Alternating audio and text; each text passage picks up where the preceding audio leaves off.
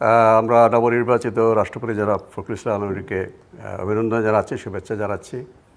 তবে আরও ভালো হতো ৭০ অনুচ্ছেদ সংশোধন করে যদি গোপন ব্যালটে নির্বাচনটা হতো। আমি ধারণা করছি গোপন ভোটে নির্বাচন করলেও জনাব ফখরুল ইসলাম আলমগীর জয়লাভ করতেন, সেটা আরও মানে ভালো। যাই হোক, যেভাবে হয়তো কিছু গুপ্ত সুপ্ত প্রকাশ্যে না হলেও অপ্রকাশ্যে আবিষ্কৃত হওয়ার সুযোগ থাকতো। হয়তো সেরকম ভোট হলে আমরা যারা পার্লামেন্টের বাইরে আমাদেরকেও কারো পক্ষে ক্যাম্পেইন করতে হতো, সেটা যাই হোক। আমি মনে হয় জনাব ফখরুল ইসলাম আলমগীর বিগত দীর্ঘদিন ধরে তিনি গণতান্ত্রিক সংগ্রাম করেছেন, অত্যন্ত সজ্জন ব্যক্তি, প্রগতিশীল মনা, এবং বাংলাদেশের যে মুক্তিযুদ্ধে আদর্শ সেটা বজায় রাখবার জন্য তিনি যার সীমিত যেই অবস্থান আছে। অবশ্যই আশা করি সংবিধান সংশোধন হলে রাষ্ট্রপতির ক্ষমতার পরিধি আরও বাড়বে। আমি সেলিম ভাই দুজনেই ঐক্যমত কমিশনে বক্তব্য রেখেছি, সেগুলো বাস্তবায়িত হলে নিশ্চয়ই তার ভূমিকা আরও বাড়বে। তাছাড়াও একজন মানুষ যে পদই থাকুক না কেন, তার ব্যক্তিত্ব রাষ্ট্রের অনেক সংকট মুহূর্তে ভূমিকাটা অনেক অনেক নির্ধারক হয়ে যায়। সেক্ষেত্রে আমরা আশা করি জনাব ফখরুল ইসলাম আলমগীর তার সমগ্র রাজনৈতিক জীবনে যেই মূল্যবোধ ধারণ করেছেন সেটাকে তিনি আরও বৃহত্তর পরিসরে চর্চা করবেন। আমরা তার সাফল্য কামনা করছি। বিজিত প্রার্থী কর্নেল অলি আহমেদ, যিনি জামাতের প্রার্থী ছিলেন, তিনি বলছেন যে গণতন্ত্র এখানে নিয়ন্ত্রিত এখন। আপনি কি ওনার এই বক্তব্যের সঙ্গে একমত কিনা, বা আপনি কি দেখেন? না, উনি কোন প্রেক্ষিতে দিয়েছেন জানি না। আরও ভালো হতো যদি আমরা ৭০ ধারা সংশোধন করে গোপন ব্যালট হতো। তার মানে এই না যে এখন যে সিস্টেমটা হয়েছে সেটা একেবারে তিনি যেভাবে নেতিবাচকভাবে বলেছেন, এটা আমরা একমত না। মিস্টার সাদাত হোসেন সেলিম, গণতন্ত্র নিয়ন্ত্রিত? না, দেখুন, আপনার এখানে যে ৭০ অনুচ্ছেদের কথা বলা হচ্ছে, ৭০ অনুচ্ছেদ হলে আপনারা হয়তো আপনার সংসদ সদস্যরা স্বাধীনভাবে ভোট দিতে পারতেন, এটা বুঝাতে চাচ্ছেন। তো ৭০ অনুচ্ছেদ হলো, ধরুন আমি একজন দলের প্রার্থী হিসাবে দলের প্রতীক নিয়ে জয়লাভ করার পরে আমার এত বিপ্লবী হওয়ার তো কোনো কারণ নেই। আমি দলের বাইরে সিদ্ধান্ত যাব না। দলের আনুগত্য এবং দলের শৃঙ্খলার মধ্যে থাকতে হলে আমি দল যাকে প্রার্থী করেছে তাকে ভোট দিতাম। খুব একটা কোনো পরিবর্তন হতো না ৭০ অনুচ্ছেদ যদি হতো এখানে। তো এখানে তো এই এমন একটা নির্বাচন, যে নির্বাচনের ফলাফলটা আগেই সবাই জেনে গেছে, যে নির্বাচন আমরা যেটা জেনেছি সেটাই হয়েছে। খুব বেশি ১৯-২০ হয়নি, একদম মানে একেবারেই হয়নি। তো এটা আমরা প্রত্যেকে জানি।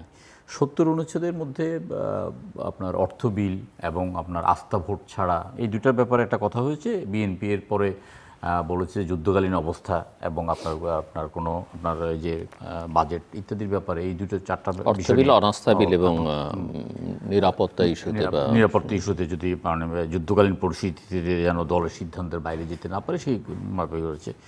এটা তো আপনার আমার মনে হয় এই সংসদে না হলেও এর পরের সংসদের অধিবেশনে আমরা ঐক্যমত্য কমিশনে যেসব বিষয়ে ঐক্যমত্য পোষণ করেছি সেইগুলোকে আমরা বাস্তবায়ন করব। এখানে ৭০ অনুচ্ছেদ না হলেও, এবং কর্নেল অলি আহমেদ সাহেব তিনি তার সারা জীবনের নীতির বিপক্ষে গিয়ে তিনি জামাতের প্রার্থী হয়েছেন। এটা ওনার জন্য খুব বেশি যে ভালো হয়েছে সেটা নয়। তারপর হয়তো নির্বাচনের উপলক্ষে উনি আলাপ আলোচনা ছিলেন, ওনার দীর্ঘদিন একটা স্বপ্ন ছিল, সেই আলাপ আলোচনার মধ্যে উনি আছেন। কিন্তু এরপরে হয়তো রাজনীতি উনি অপ্রাসঙ্গিক হয়ে যাবেন, অবসর সময়ে তিনি জাবর কাটবেন এবং বলবেন যে উনি পরাজিত রাষ্ট্রপতি। এর বাইরে এখন যেসব কথাবার্তা উনি আজকে দেখলাম, আজকে দিনের মধ্যে ওনার বক্তব্য বেশ সুইং হচ্ছে। মানে প্রথম কথা হচ্ছে যে উনি একবার দেখলাম যে বলল যে অনলাইন জরিপে আমি অনেক এগিয়েছিলাম। তো ওনার মতো একজন লোক রাষ্ট্রপতি পদপ্রার্থী অনলাইন জরিপে, এখানে ভোট হবে মানে পার্লামেন্টের যারা সংসদ সদস্য তাদের মধ্যে, সেখানে অনলাইন জরিপের তো আর কোনো বিষয় না। আবার এখন দেখলাম যে বললেন যে আপনার তিনি ফখরুল ইসলাম আলমগীরকে অভিনন্দন জানিয়েছেন, আমি শুনলাম, কিন্তু আমি আসলে আমার চোখে পড়েনি।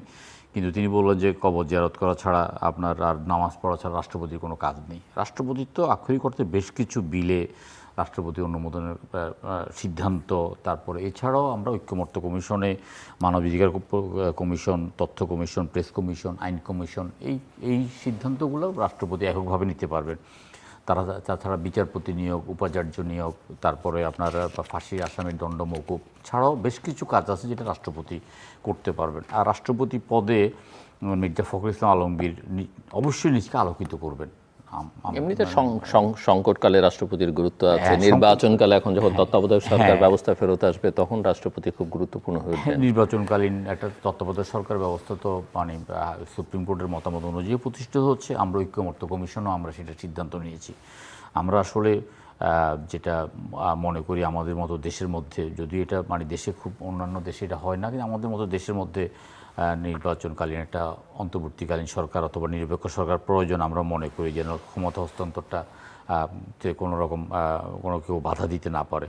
তো সব মিলিয়ে একটা পর্যায়ে রাষ্ট্রপতি উনি ওনার আপনার ব্যক্তিত্ব, ওনার আভিজাত্য এবং ওনার দক্ষতা, ওনার অভিজ্ঞতা, ওনার বয়স সব মিলিয়ে তিনি দেশের সংকটকালীন সময় ও সংকটকালীন সময়ের বাইরেও তিনি একজন অভিভাবক হিসাবে তিনি কাজ করবেন। তিনি একজন অত্যন্ত সংস্কৃতিমন একজন লোক। তিনি আপনার কবিতা পড়েন, কবিতা আবৃত্তি করতে পারেন, তিনি নাটক করেছেন এবং তিনি একজন আপনার মুক্তমনা একজন মানুষ। তিনি মানে ধার্মিক, আমি তাকে মানে সবসময় নামাজ পড়তেও দেখি, পাশাপাশি তিনি আবার ওনার মধ্যে কোনো সংকীর্ণতা বোধ নেই।